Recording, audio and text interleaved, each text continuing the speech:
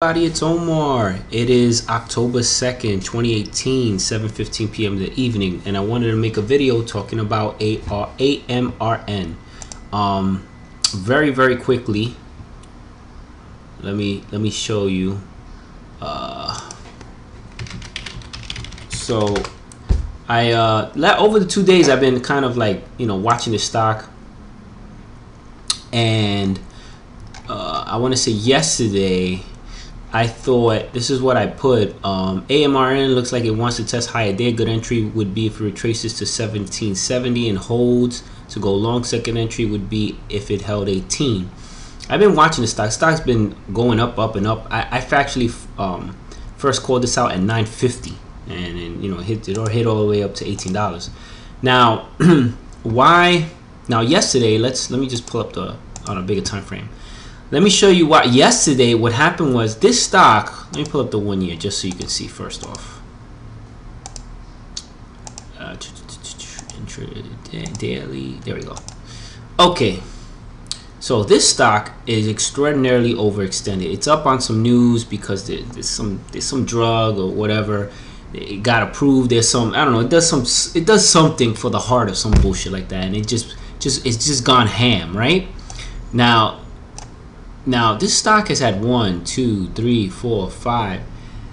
Yesterday was it closed weak, but it hit a high, so it had a run for 6 whole days. All right, pretty impressive run. All right, and if we look at let me just change this just so you can see. Oops, let me change this. Let me pull up the one that I'm using. I'm tired, guys. I just came from the gym. I'm exhausted.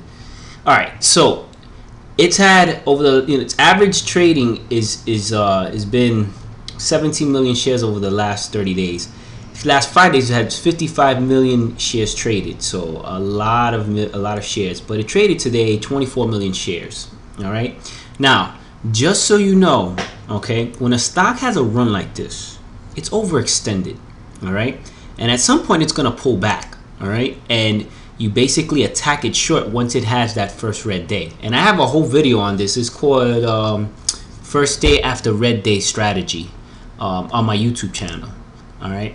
Now, just to show you yesterday what I was thinking, I looked at this stock for like 2 seconds. I saw that, it gapped up and ripped to that high of 1848, and then it pulled back and it held this 1750 level.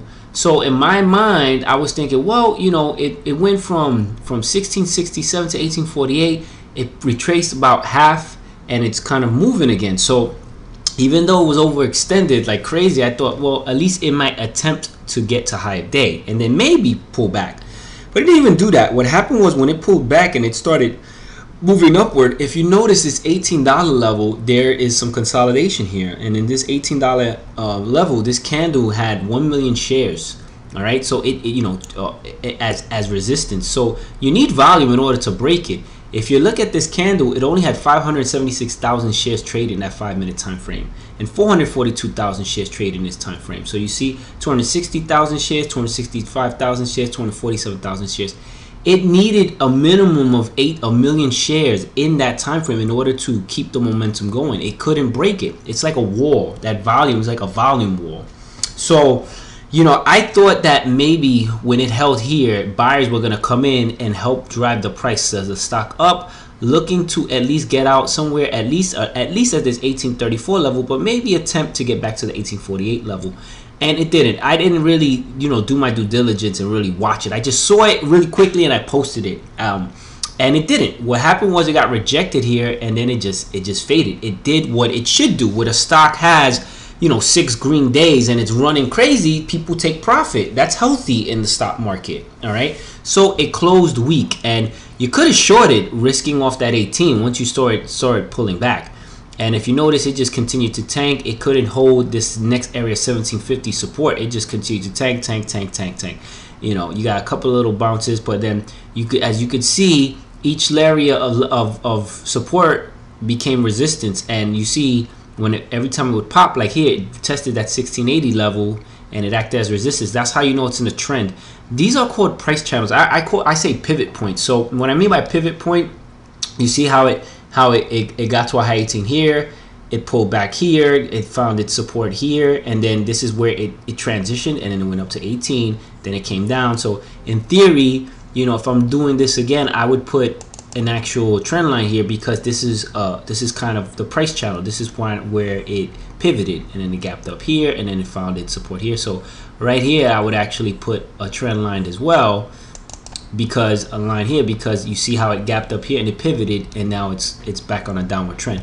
So the reason why today, if you go back to my Twitter, the reason why today I said, this morning I said ARM closed weak yesterday, I would be looking for a spike into resistance to go short and cover at previous support, right? So what I mean by that is, okay, the stock closes weak, it has all this overhead volume, so it's going to need a lot of volume, right, to break and continue on upward. You see, over the last 5 days, it's had an average volume of 55 million shares, but yesterday it closed 24. I'm sorry, this is today, but today closed 21. Yesterday it closed. Let me pull up the daily. I have to go back 1 year just to see. Oops. All right. So yesterday it closed with 54 million shares traded. All right. So, you know, a little bit above, a little bit under the 5-day average. All right, but still well above its normal average, this 30-day average, which is 17 million shares. So this is how this works. The stock closes weak, right? All these short sellers are holding. Okay, some of them are starting to cover pre-market. So if you notice here, pre-market, it bounced, it got rejected here, it pulls back. Now the market opens, and this is what I tell people: wait until the spike. So let's zoom in here so you can see a little better. I said, this is what I said. So I see the stock spiking, right? Starts running, and I'm looking for the overhead resistance. Well, look according to the price channels or pivot points, like I like to say. 1680. This is where, right, it had some support. And look at this candle.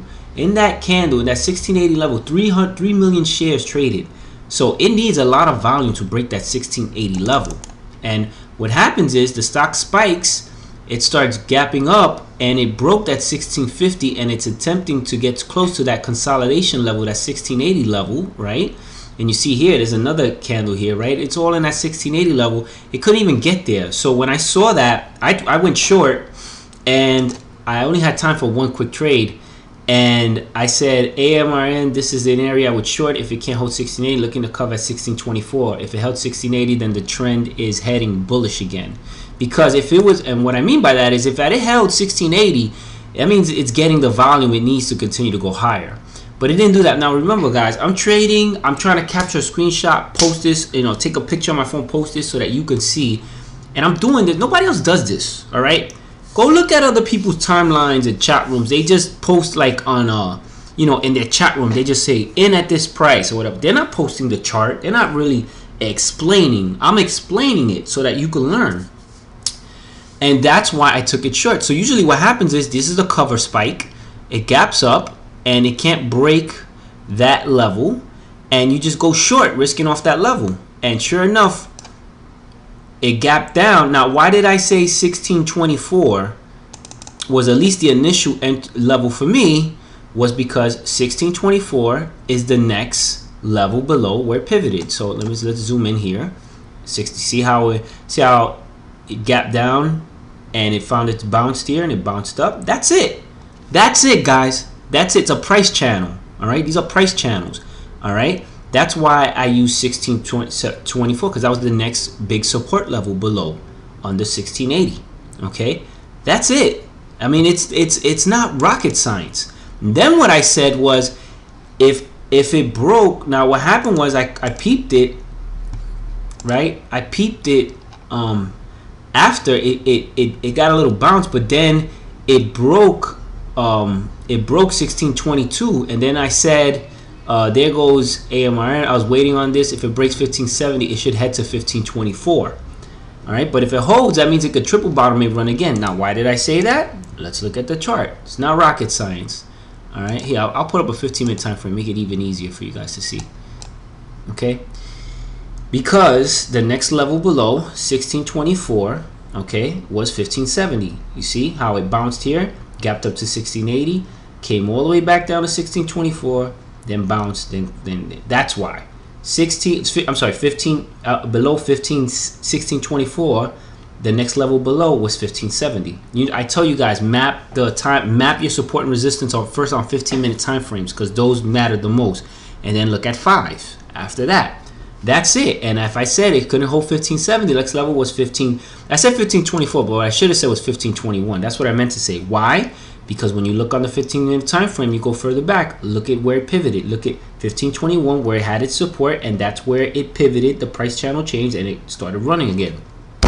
That's it, guys. And look what happened. It wound up going to 1521. It dipped below it briefly, but it kind of held, and then you could have used 1570, 1521 as your entry to go long, to say, hey, you know what, shorts are gonna cover because it's not breaking down the support. And that's what happened. And look, and dip buyers saw that, they got in, shorts covered, and guess where it did? Gapped up all the way and touched what it touched, 1624. Literally touched 1624, got rejected, and came back down to 1582. Guys, stocks move on support and resistance. Fuck all these stupid indicators. You don't need no MACD on your screen. You don't need no RSI on your screen. You know, I use VWAP. In theory, you don't even need VWAP, to be quite honest with you. VWAP doesn't guarantee you shit either, you know. But VWAP to me is like the best of all the indicators to leverage. Okay, that's it, guys. That's it. So tomorrow, what I would be seeing, I'll say, okay, you know, it pulled back a lot, but it's holding 1521. It may still be on an upward trend. So even though it closed, right? Let's pull up the daily. The 1 year, right? Even though, all right, it you know, it had that big red day, it's kind of weak, it could be heading down, all right, but it held that 1521 level. So see how it reacts tomorrow, okay? And in theory, it could be back on an upward trend. So if it doesn't break below 1521, then it's still on an upward trend. If it breaks 1521, then expect it to get back to retest that 1450 level. Why? Because this is where it pivoted and ripped. In theory, it could pivot. If it's gonna break, it could pivot here at this 1464 level, because in theory, if you go back further, that's kind of where it topped out here and then pivoted downward. So in that level, 1450, 1464 level, if it held, that's the next area below, if it can't hold 1521. But if it holds it, then, you know, it's on its way up, but it's going to need a lot of volume. I don't know if it's going to get the volume. It's going to need the volume, though. It's going to need a lot of volume tomorrow. And it only had 24 million shares traded, so it's well below its volume. So more than likely, what you may see is that it's going to spike. It's going to retest that 1650, 1680 level, and then probably get rejected and continue to fade. But if it breaks through that 1680, then it's definitely going to move. It's heading back to $18. That's all it is, guys. That's all support, and that's all trading is, support and resistance. Look, I'll pull up my charts. I didn't mess with any of these today. Look at how the stock bounces off support and resistance. These are stocks that I've had on my, you know, that I've had. Look at how they look at ACST, right? Nobody's paying attention to it, right? Look at this. This stock fell down all the way to 110, and look where it bounced. 110. That was an area of support that I had mapped previously. I'll pull it up on a big chart. I didn't look at it at all today, but I'm telling you that this is how stocks move. Let's pull up ACST. Okay. Why did ACST? Look, it's on a downward trend. It hit that 285. It closed weak. Look, you got the little spike. It can't get to this area of 146, and it just faded all day. Bounced off 146. 110. Why did I have 110? Because look, 110 was an area previously where it tapped and it pivoted. You see, 110 again, and then eventually it takes off and running. That's it. So look, it got to 110. Short sellers had probably buy orders to cover there. And this is just short sellers driving the stock price of the stock up. I didn't even look at it, guys. This is stuff that I mapped a couple, 2 days ago. All right, and this is where the stocks are bouncing. That's what stocks do, guys. Stocks do. You don't understand that I'm saving you time. You know, Modern Rock now puts these videos out on YouTube. You know what he talks about? I had my line set at this price. That's what he's telling his subs. I've been doing this shit for 2 years on Twitter. So, I mean, since last year, I've been talking about this, doing this. You guys, I'm not getting the following because I'm not posting, and he doesn't even post his P&L. Nobody knows what this guy's making. I mean, I'm pretty sure he's making a shit ton, but it's not like he's posting it every day. People just follow him because other people follow him because they'll perceive he's making a killing in the market. He probably is, but my point is that my strategy is as good as anybody else's strategy. All right, I'm telling you, I'm saving you so much time, you know, on your learning curve. So, you know, that's what I wanted to show you. Go to my YouTube channel, guys. I got so many videos. Let me just show you before I end this. I don't think you guys understand, like, all the videos that you would see, you would pay the Sykes videos and all that. My videos cover all that, but better. I mean, I'm way better. Sykes videos are horrible. They're old, outdated. He doesn't really go into technical analysis. I mean, I'm giving you the plays, man. I'm showing you this. If you don't know anything about trading, watch this. This is my very first video. All right, this is my very first video that teaches you about trading.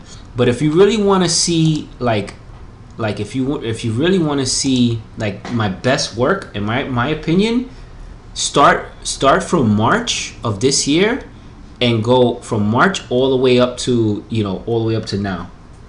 But I have this momentum trading fundamentals. This is like 13 videos, and it shows you, like, when people ask me, like, how do you what you know, software you use. Like, I show you how to build a watch list on Thinkorswim. I show you how to create the scanners and indicators. I show you how to use the on-demand for virtual day trading.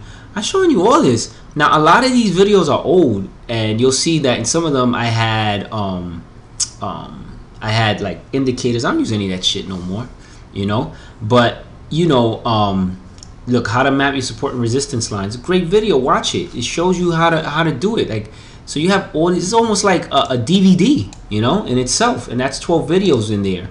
All right. But if you go and you watch my videos from I would say March on, I mean, they're my best videos. But you can watch all these videos. Look, indicators are in my chart. Like, people ask me all this. It's all here. It's all here. I got over 100 videos, you know. But if you want to save your learning curve and you don't want to watch all my old videos, you really want to focus on the new stuff and see me at my best, start from March of this year and go all the way to now. That's my advice.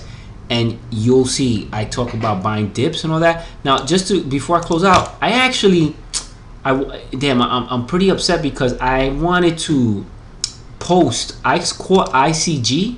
Now, this is all pure manipulation. Look at ICG.